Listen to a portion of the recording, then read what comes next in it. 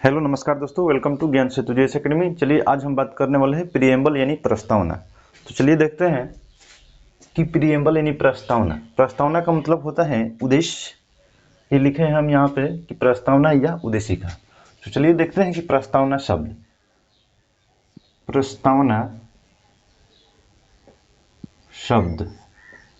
ये प्रस्तावना शब्द भारतीय संविधान में कहाँ से लिया गया है?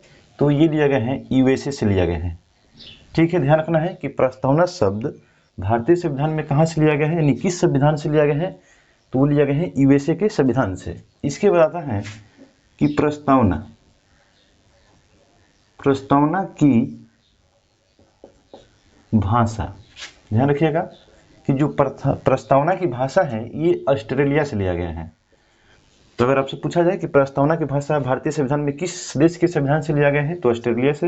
लेकिन प्रस्तावना शब्द ये कहाँ से लिया गया है? ये यूएसए से लिया गया है। ध्यान रखिएगा, आपको मालूम होगा कि जब संविधान सभा का अधिवेशन कराया जा रहा था तो उस समय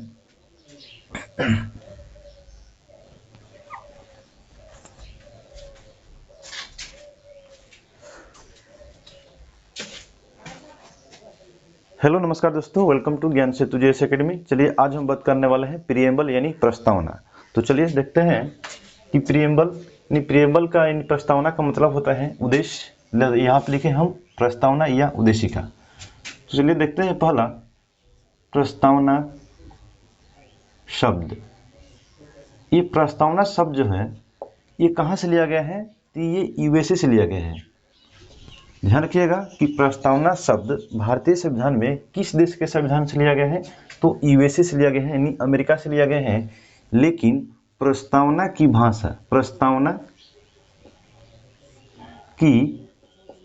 भाषा जो लिया गया है ये कहाँ से लिया गया है?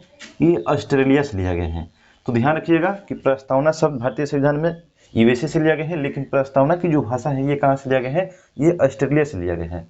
आपको मालूम है कि जब भारतीय संविधान सभा का अधिवेशन कराया जा रहा था तो उस समय पंडित जवाहरलाल नेहरू के द्वारा उद्देश्य प्रस्ताव को पेश किया गया था। यानी उद्देश्य प्रस्ताव को कब पेश किया गया? किसके द्वारा किया गया? तो नेहरू के द्वारा। कब किया गया?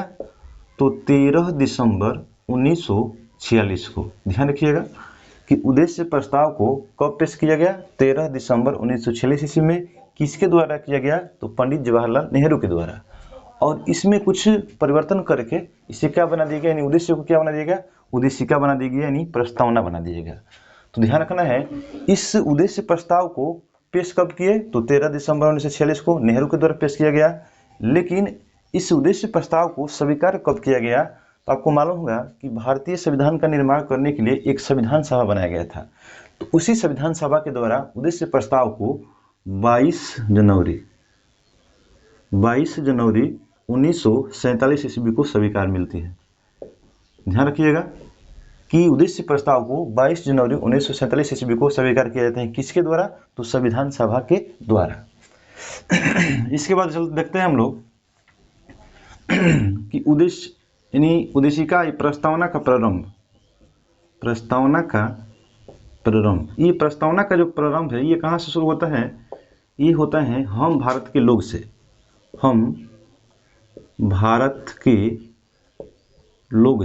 तो ध्यान रखिएगा, जैसे भारतीय संविधान कहाँ से शुरू होता है? तो प्रस्तावना से होता है। और प्रस्तावना कहाँ से शुरू होता है? तो हम भारत के लोग से। इसमें लिखा गया है प्रस्तावना में कि हम भारत के लोग, यानी कहने का मतलब है कि जो संविधान का निर्माण किया गया है किसके द्वारा किया गया है? ये भारत के लोग के ही द्वारा किया गया है। तो ध्यान रखिए, इसके बाद लिखा गया है कि संपूर्ण प्रभुत्व संपन्न, यानी भारत कैसा देश है? देख, संपूर्ण प्रभुत्व संपन्न है, यानी संप्रभुता वाला देश है। इसके बाद आता है समाजवादी पंथ निरपेक्ष एवं लोकतंत्रात्मक गणराज्य। ध्यान रखिएगा, गणराज्य। अगर पूछा जाए आपसे कि प्रस्तावना शुरू होता है कब, किससे होता है? तो हम भारत के लोग से होता है। इसमें भारत के लोगों द्वारा कहा गया है कि भारत एक संपूर्ण प्रभुत्व वाला देश है, समाजवादी वाला देश है, पंथ निरपेक्ष वाला देश है और लोकतंत्रात्मक गणराज्य वाला देश है। यहाँ पर संप्रभुता यानी संपूर्ण प्रभुत्व संपन्न का मतलब हुआ कि जो भारत है यानी भारत है वो किसी भी निर्णय को लेने में क्या है, स्वतंत्र है। यानी आंतरिक भी निर्णय और बाहरी निर्णय दोनों लेने में कौन है, स्वतंत्र, तो ये है भारत। और समाजवादी का मतलब हुआ यहाँ पे सरकार को हमेशा सरकार समाज के बारे में सोचना है। जैसे आप लोग देखे होंगे कि मतलब कि राशन कार्ड देना, फ्री में वैक्सीन देना कोरोना के समय, ये सब क्या है, यानी समाज को ध्यान में रख के ही काम करना है। किसको, तो सरकार को। पंथ निरपेक्ष का मतलब हुआ कि जैसे कोई भी धर्म के समुदाय के ताजिया निकलती हैं, जुलूस निकलता है, तो उसमें सरकार यानी जो सरकारी कर्मचारी हैं वो कभी भी हस्तक्षेप नहीं करेंगे या ये नहीं बोलेंगे कि आप इस ताजिया को मत निकालिए, जुलूस को मत निकालिए। कब, यानी तो ये जो होते हैं कौन, तो सरकारी कर्मचारी जो आपके समाज की सेवा करते हैं। यहाँ पर लोकतंत्रात्मक गणराज्य का मतलब हुआ कि शासन जनता के द्वारा, जनता के लिए ही, तो ये ध्यान रखिएगा। इसके बाद चलते हैं हम लोग देख चुके हैं हम लोग प्रस्तावना का प्रारंभ जो होता है वो कहाँ से होता है, हम भारत के लोग से होता है। संपूर्ण प्रभुत्व संपन्न समाजवादी पंथ निरपेक्ष लोकतंत्रात्मक गणराज्य के रूप में घोषित करते हैं भारत के लोग। इसके बाद आता है कि इस प्रस्तावना में नागरिकों को 3 प्रकार का न्याय दिया गया है। तो ध्यान रखिएगा कि प्रस्तावना में न्याय कितने प्रकार दिए गए हैं, तो 3 प्रकार के। कौन कौन से हैं, तो ध्यान रखिएगा। पहला जो है सामाजिक न्याय, दूसरा जो है आर्थिक न्याय और तीसरा जो है राजनीतिक न्याय। तो ध्यान रखिएगा, आपसे पूछा जाए कि प्रस्तावना में कितने प्रकार के न्याय दिया गया है नागरिकों को, तो 3 प्रकार की, सामाजिक न्याय, आर्थिक न्याय और राजनीतिक न्याय। इसके बाद आता है स्वतंत्रता। इन्हीं प्रस्तावना में कितने प्रकार की स्वतंत्रता दी गई है नागरिकों को, तो 5 प्रकार के दी गई है, 5 प्रकार के, ठीक है, 5 प्रकार की। कौन कौन से हैं, तो देखते हैं। अभिव्यक्ति की स्वतंत्रता, विचार की स्वतंत्रता, विश्वास की स्वतंत्रता, धर्म की स्वतंत्रता और उपासना की स्वतंत्रता। तो ध्यान रखिएगा कि प्रस्तावना में कितने प्रकार का स्वतंत्रता दिया गया है, 5 प्रकार के दिए गए हैं। अभिव्यक्ति की स्वतंत्रता, विचार की स्वतंत्रता, विश्वास की स्वतंत्रता, धर्म एवं उपासना की स्वतंत्रता। इसके बाद आता है कि भारतीय के संविधान की यानी प्रस्तावना में ही 2 प्रकार की समानता दी गई है। तो समानता यानी प्रस्तावना में कितने प्रकार की समानता दी गई है, 2 प्रकार की। कौन कौन से हैं, तो पहला जो है प्रतिष्ठा की समानता और दूसरा जो है अवसर की समानता। तो ध्यान रखिएगा अगर पूछा जाए कि प्रस्तावना में कितने प्रकार का समानता दिया गया है, तो 2 प्रकार के। पहला जो है प्रतिष्ठा की समानता और दूसरा जो है अवसर की समानता। इसके बाद ध्यान रखना है कि एक केस है बेरूबारीवाद। तो ध्यान रखिएगा कि बेरूबारीवाद ये कब आता है, तो 1960 ईस्वी में। और बेरूबाद केस में कहा जाता है कि जो प्रस्तावना है ये संविधान का अंग है, लेकिन सुप्रीम कोर्ट ने इसे मानने से इनकार कर दिया। यानी सुप्रीम कोर्ट ने कहा कि प्रस्तावना जो है ये संविधान का अंग नहीं है। तो किस केस में कहा, तो बेरूबारीवाद 1960 ईस्वी में कहा। किसके द्वारा कहा गया, तो सुप्रीम कोर्ट के द्वारा कहा गया कि प्रस्तावना संविधान का अंग यानी भाग नहीं है। लेकिन केशवानंद भारती बनाम केरल है ये। तो केशवानंद भारती बनाम ये कब आता है, 1973 ईस्वी में। और इसमें सुप्रीम कोर्ट, आपको मालूम है कि सुप्रीम कोर्ट अपने निर्णय को क्या कर सकता है, बदल सकता है। अनुच्छेद 137 के तहत इसने अपने यहाँ निर्णय को क्या किया, बदल दिया। और इसमें माना, सुप्रीम कोर्ट ने स्वीकार कर लिया कि प्रस्तावना जो है ये संविधान का अंग है यानी भाग है। तो अगर आपसे पूछा जाए प्रश्न में कि किस केस में या किस मामला में सुप्रीम कोर्ट के द्वारा प्रस्तावना को संविधान का अंग नहीं माना गया था, तो वो है बेरूबारीवाद 1960। लेकिन ये पूछा जाए कि किस वाद में या किस केस में प्रस्तावना को संविधान का अंग माना गया, तो वो है केशवानंद भारती बनाम 1973, सुप्रीम कोर्ट के द्वारा माना गया। चलिए इसके बाद देखते हैं, जब इसे मान लिया गया तो इसे यानी भारतीय संविधान में जो प्रस्तावना है, इस प्रस्तावना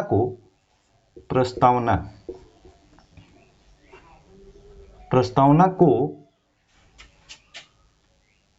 संविधान की कुंजी कहा जाता है। तो ध्यान रखिएगा कि संविधान का कुंजी या संविधान का आत्मा, संविधान का आत्मा इसी में कहा गया, किसमें? संविधान का आत्मा। तो इसमें कहा गया केशवानंद भारती 1973 ईस्वी में कहा गया कि संविधान जो प्रस्तावना है वो क्या है? संविधान का एक आत्मा है। तो ध्यान रखिएगा कि संविधान की कुंजी और संविधान का आत्मा, संविधान का हृदय कह लीजिए, संविधान का हृदय क्या है? तो वो है प्रस्तावना। लेकिन ध्यान रखना है दोस्तों, आपसे पूछा जाए कि यहाँ से 2 प्रश्न पूछा जाता है कि किस अनुच्छेद को संविधान का आत्मा कहा जाता है? तो अनुच्छेद 32 को। ध्यान रखिएगा कि आर्टिकल 32 को संविधान का आत्मा कहा जाता है। आत्मा कहा जाता है। किसके द्वारा कहा गया है? तो भीमराव अंबेडकर के द्वारा। तो ध्यान रखिएगा इन संवैधानिक उपचारों के अधिकार को अगर पूछा जाए आपसे कि किस आर्टिकल को संविधान का आत्मा कहा जाता है, तो वो कहा जाता है अनुच्छेद 32 को, यानी संवैधानिक उपचारों के अधिकार को किसके द्वारा कहा गया है? तो अंबेडकर के द्वारा कहा गया है। लेकिन ये आपसे प्रश्न में ऐसे पूछे कि संविधान का हृदय, संविधान का आत्मा किसे कहा जाता है? तो वो किसे कहा जाता है? तो प्रस्तावना को कहा जाता है। इसके बाद होता है कि प्रस्तावना में संशोधन किया जाता है। प्रस्तावना में संशोधन, प्रस्तावना में संशोधन कब होती है? वो होता है 42वां संविधान संशोधन। 42वां संविधान संशोधन 1976 ईस्वी में। तो ध्यान रखिएगा ये जो होता है यानी प्रस्तावना में मात्र एक बार ही संशोधन किया गया है। कितने बार? एक बार। तो ध्यान रखिएगा अगर आपसे पूछा जाए कि प्रस्तावना में कितने बार संशोधन किया गया है, तो एक बार किया गया है। कब किया गया है? तो 42वां संविधान संशोधन 1976 के तहत किया गया है। और इस 42वें संविधान संशोधन के तहत इस प्रस्तावना में 3 शब्द जोड़े गए। तो चलिए देखते हैं कौन कौन से है। वो है, पहला है समाजवादी, समाजवादी। दूसरा जो है पंथनिरपेक्ष, पंथनिरपेक्ष। इसके बाद है एकता एवं अखंडता, एकता एवं अखंडता। तो ध्यान रखिएगा कि 42वां संविधान संशोधन के द्वारा कितने शब्द जोड़े गए? प्रस्तावना में 3 शब्द जोड़े गए। समाजवादी, यानी समाजवादी का मतलब है यहाँ पे कि समाज को ध्यान में रखना है, सरकार उसी तरह काम करेगी।